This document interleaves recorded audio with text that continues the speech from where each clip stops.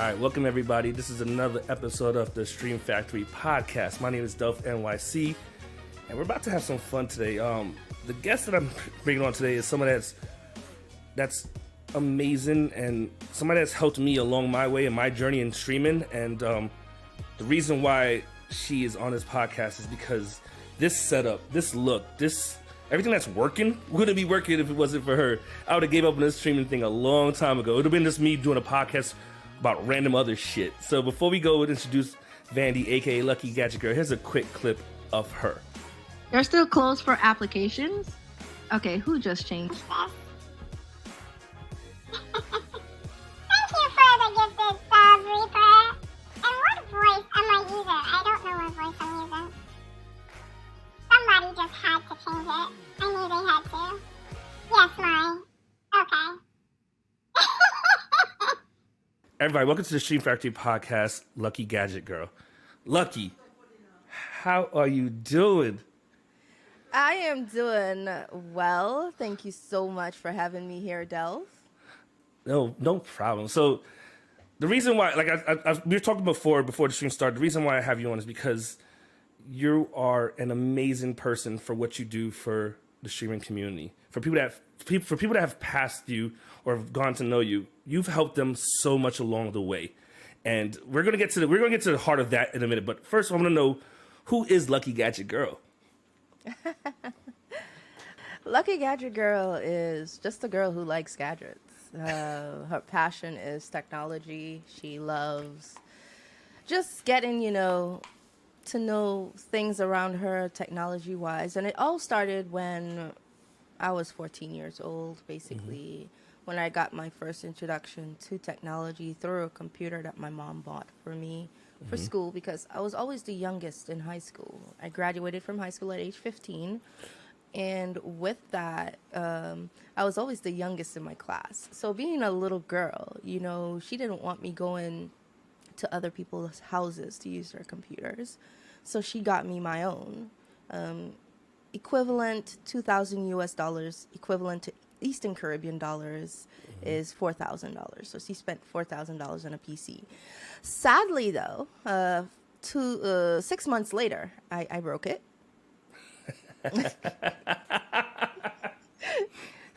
6 months later, I broke the $4,000 PC. And we had to go into the city to get it fixed. And I wanted to become a doctor before that. I wanted to become a doctor. So my track was sciences, physics, chemistry, biology.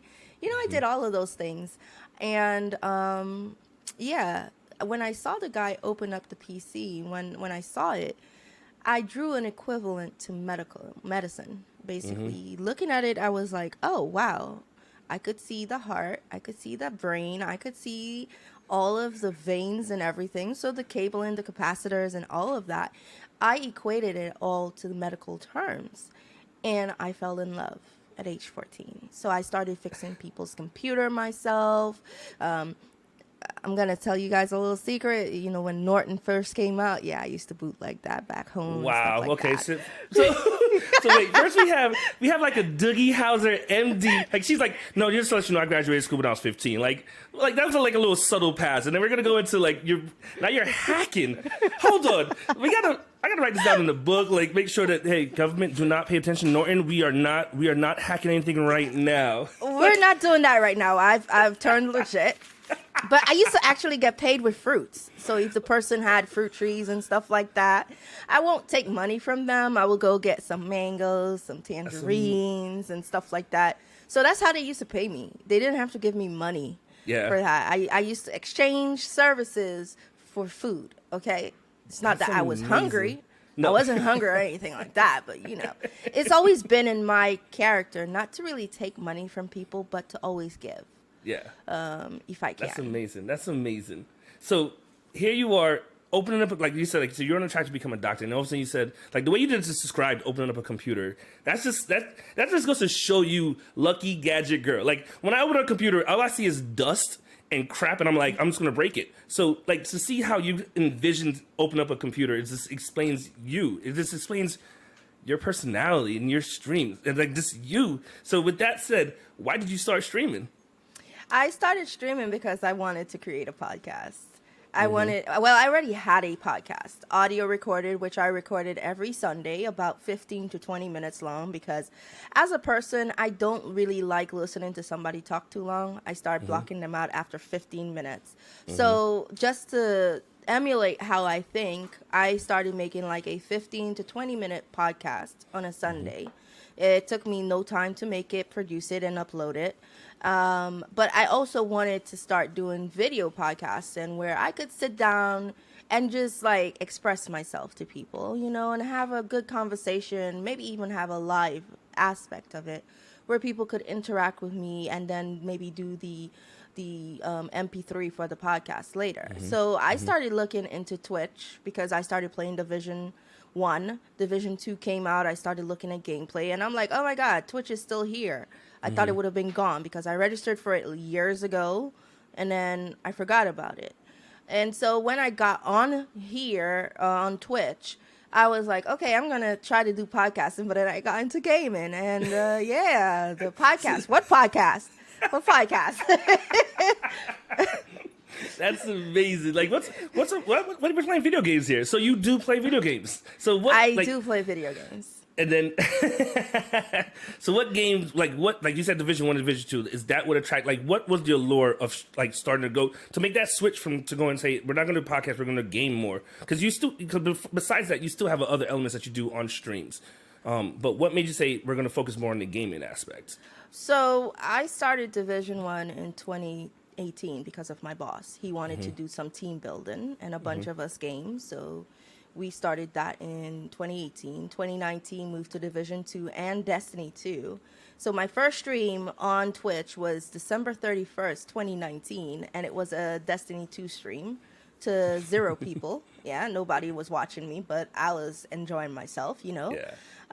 And it felt fun, like, you know, showing people crappy gameplay, you know.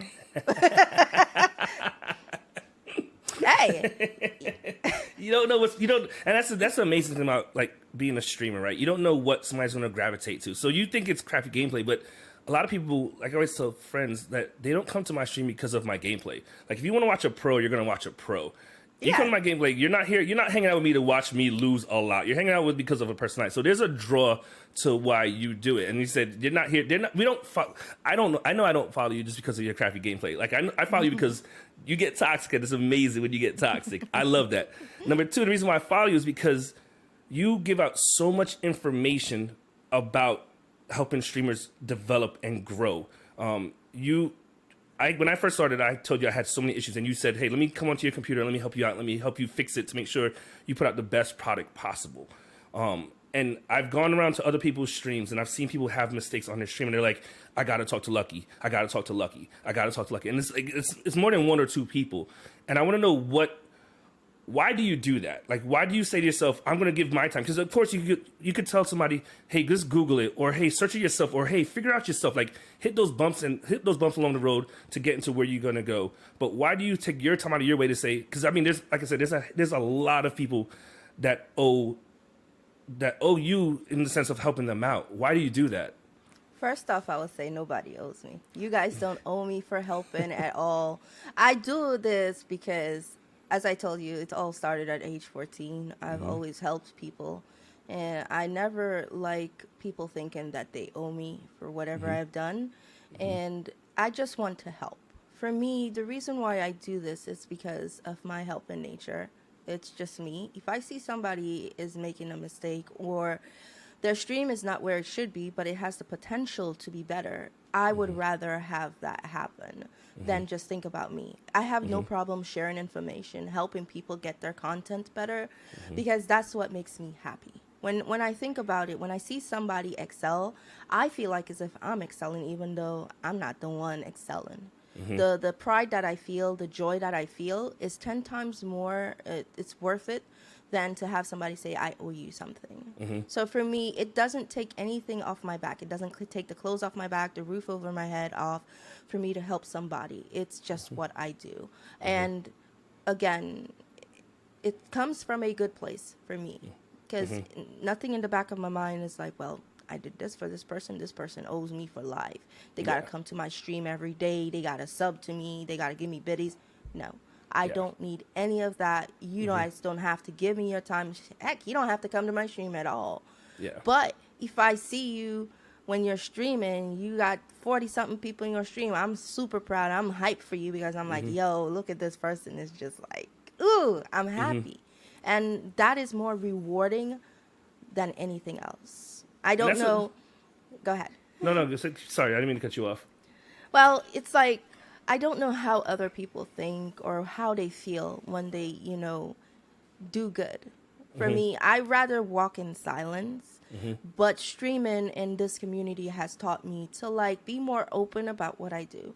Because it's like I've done a lot for people and they have to be sworn to silence. It's like when I first started all of this, I told them, you can't tell nobody who did this for you. Just let them know it's somebody in the community. Don't treat me any different. This is about community, and that's how I roll. What you do is amazing for community. I mean, and no, it's not even silence anymore. Like, we know who it is. Like, if I go to certain people's stream, I'm like I don't like some people. You realize you don't know how small the community is, because I'll go on somebody else's stream, and I don't know how they found you or you found them, and they're like, man, my cameras aren't working. I got to go to Lucky, and it's just like it's not a secret anymore. It's just like it's Lucky, and that's the thing about community that's amazing. And like you said, it's something where it's like you're not doing this because you're like I want a pat on the shoulder.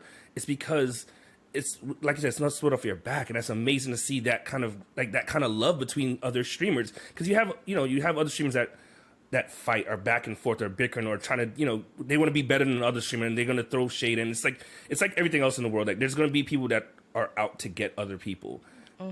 And to see that what you're doing to help other streamers and saying, hey, this is nothing off of my shoulder is amazing to me. With that said, like, I know one other thing that really attracted me to you and your streaming and your stream world is that you always looked at this as a business. Like, you're the first person where I said, like, you have an LLC. You have, like, you post on Twitter constantly just getting sponsorships and trying to get sponsorships and trying to grow your brand. And, like, you're working with, like I see you targeting Elgato, and you love Elgato products. And you got me to get my Wave XLR and my Stream Deck. And it's just like, again, you've helped me grow my stream, because I wouldn't think about doing that. I would have just kept pressing the buttons on OBS to say, hey, work, and go to that. And that ease. What is streaming to you besides just gaming? Because obviously it's not just about gaming if you're trying to get sponsorships and you're trying to get, you're trying to grow your brand. Well, to be honest, branding has always been in the back of my mind since 2007, 2008, when I first started on Twitter. So with Twitter, it was always a talk about social media branding, having a brand, having a face. Yes, you may be posting, but who are you? So there's always in the back of my mind a thing about branding. So in 2008, I started thinking about what would I want people to see me as? Who would I want them to know me as? And so I registered my website, the LuckyGadgetGirl.com. And so that was when I first initiated that growth and that branding. So that was my brand. I did not get the LLC though until 2018, which is like 10 years later. But Lucky Gadget Girl has been around for quite some time. It's just that she now got established in 2018. In everything that you do, if you're going to give some time, sometimes it's better you give all your time or a majority of your time than none at all. So if you're going to look at something, whenever I do something, I try to give it my best. And I see Twitch, I see streaming as an avenue to create a brand or to build on the brand of Lucky Gadget Girl. And so with opportunities that are available, when I started streaming, I already had my LLC established. So that basically built more on the foundation that I have of Lucky Gadget Girl. And so most of the business that I did, be it with Twitch, be it with Facebook, are all based under the LLC. So whatever monies I received went straight into a business account. So when I have to do my taxes, it's like, this is the money I received. Here is the income I received. It made it all easier. So having that branding, having that LLC made it easier in the sense that I have something that I could look forward to. Well, it's like when you don't have something to look forward to, you are more laissez-faire with it. is Yeah. what they will say. You're more lazy with it. You're more lean back. You're not really caring. And so when you have a brand, you take pride in it. You want to make sure that it stands out. You want to make sure that, people will want to do business with you.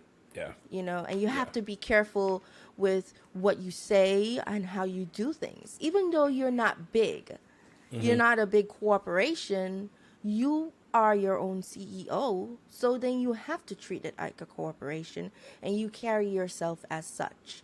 And so to me, I came from it I came at it with a business approach, because you never know what might happen into the future. And to be honest with you, when I started, I did not expect to be here.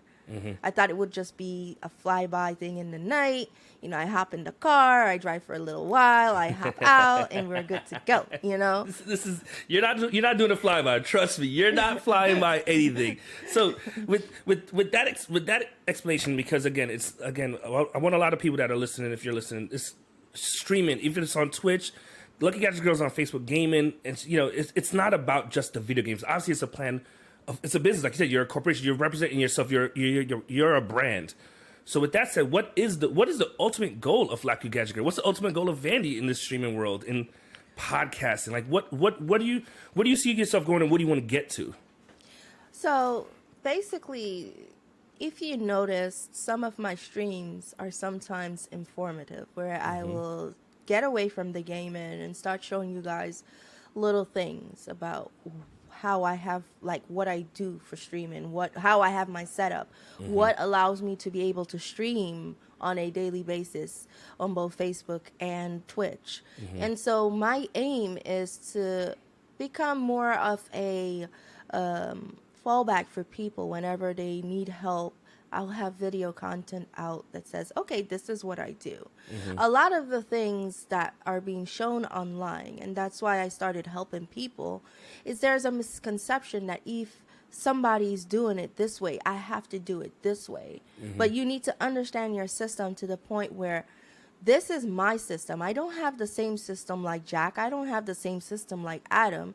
I have my system. How will my system work for me? Because a lot of people tend to look at some of those streams or some of the YouTube videos and I have to do this. That's a great misconception in the streaming world.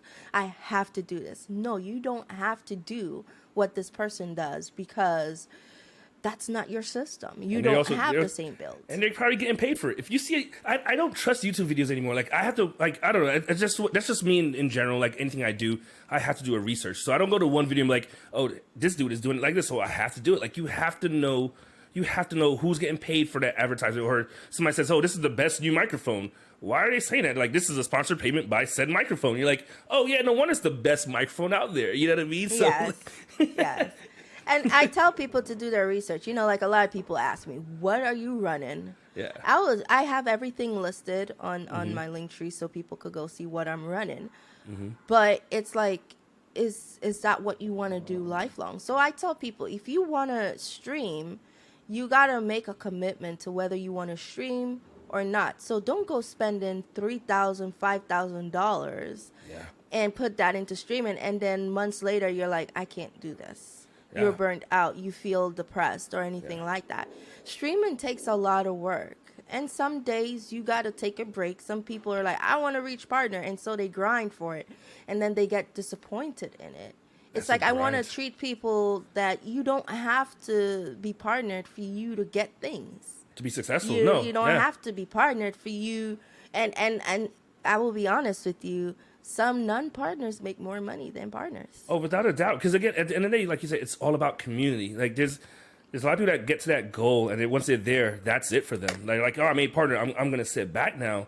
And you can watch people that aren't partners, and you're like, wait, they're killing it. They have a show, and they have people that come in and support them no matter what, because they're not looking at it as a grind. And I've watched people burn out because trying to get to partner. And I've only been watching streamers for a short amount of time, but you can see when someone's like, hey, I'm at 50 average viewers. How do you get to that 75 or more? And it's just like, just let it happen naturally. Don't force it. Let it go and, just enjoy the moment. It takes time. And What I fear is that a lot of people feel like they have to get partnered to feel validated. They have to get partnered to feel like there's something. Sometimes partner is more of a headache than anything else. If you reached a partner, so be it. But I believe that, you know, when it's the partner grind, you have to have the numbers to show. Don't start getting partner at, or saying partner push at 20. Don't start saying partner push at 50.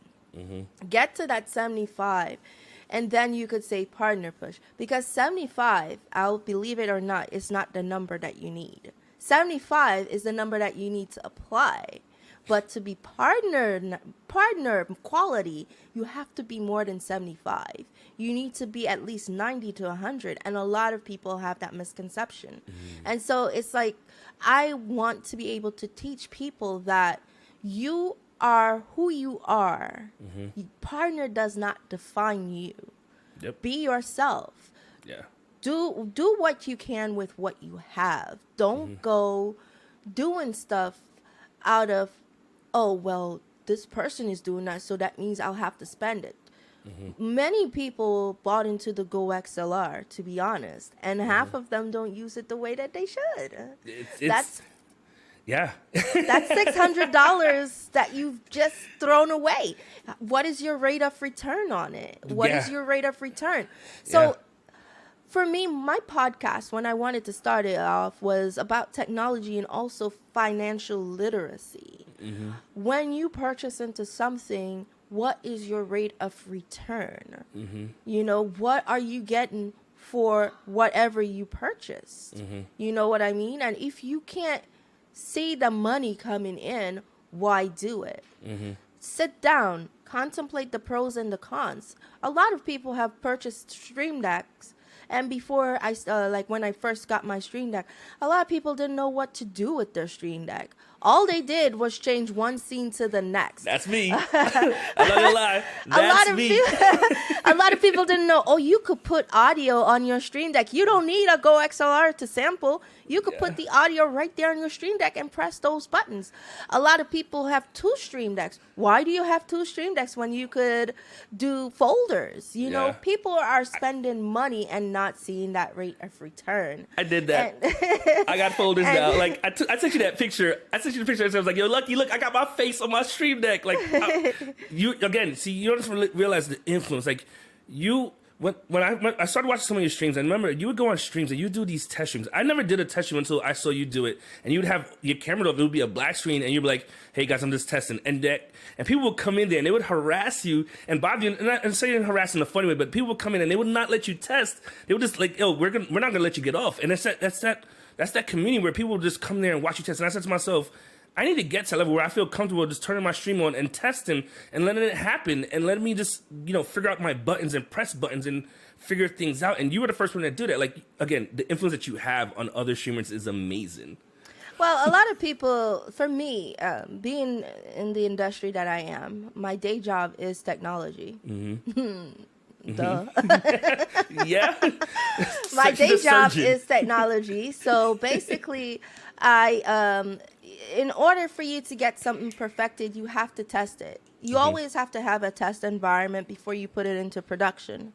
And I am a perfectionist in my own way where I want things perfected. So if I want my camera perfected, I will have a test stream. Okay, I want to see how it looks. Yeah, it may look good right now, but it may not look good on stream. I want to see how it looks. So I will put the title of test stream so I could test every little aspect of it. If I changed something, if I added something. Because, and it still happens to me, I'll get on stream and something is broken. And basically they have a, like, stop breaking things. That's actually, they have a hashtag in there, stop breaking it.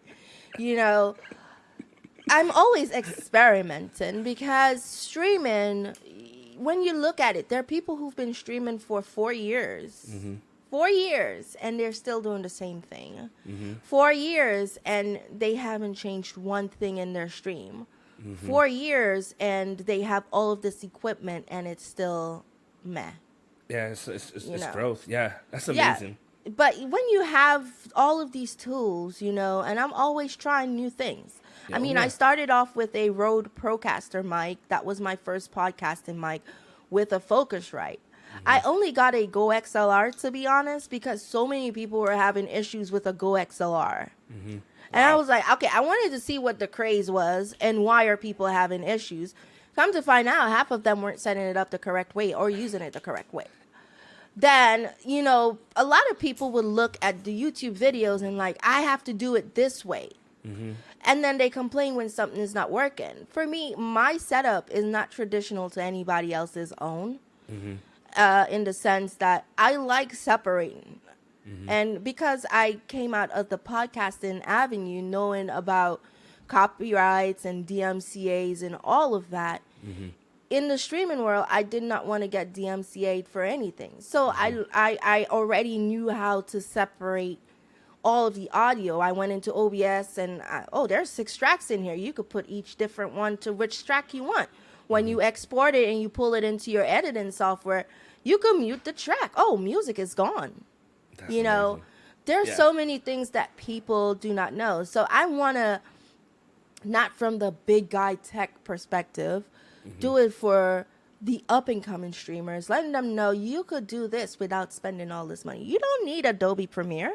No, you don't. You could use DaVinci. Yeah. You don't need all of this other stuff. I mean, if you can't afford a Stream Deck, you could use Touch Portal. Mm-hmm. You have an old phone somewhere, or you could go get a cheap phone from Walmart, $25, as long as it's Android. Hook it up to your computer, and you have Touch Portal. You know, there's so many different things that people could do to make their stream better without paying thousands of dollars. And no, you do not need a PC like what I have to be able to stream and play the game on. That's a lot of misconception. The dual PC stuff too. Mm-hmm. That's old tech stuff. Mm-hmm. You know, with technology improving, you don't need dual PC. That's adding more to your plate when it comes to troubleshooting. And some people don't have enough money to pay a tech guy. Mm-hmm. They don't have enough money to pay a tech team. So it's like financial literacy. That's what I want to teach when it comes to streaming. You don't have to go buying all of this stuff. Work with what you have, and you could be as successful as one of the larger streamers.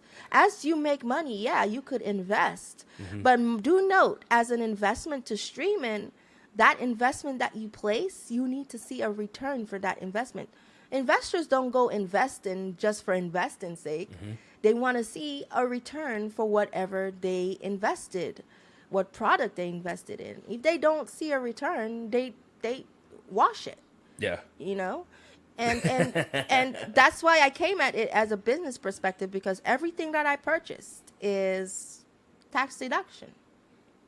You see people see this, and to me, that's the perfect way to end this podcast. It's again, I didn't bring Lucky Gadget on here because she's a gamer. She's not a gamer. Like, look at the knowledge she just gave you. Like, number one, and this is what she does all the time. She's Lucky Gadget. You're constantly helping everybody out, and I appreciate that. The stream world appreciates that. People, if you're not listening, if you're not paying attention, if you're not watching, you can find Vandy. I'm gonna drop the links below as usual. If you aren't following her, give her a follow. Just listen to what she's saying. She's gonna drop that podcast eventually. Just follow her on Twitch and Facebook, and just watch this.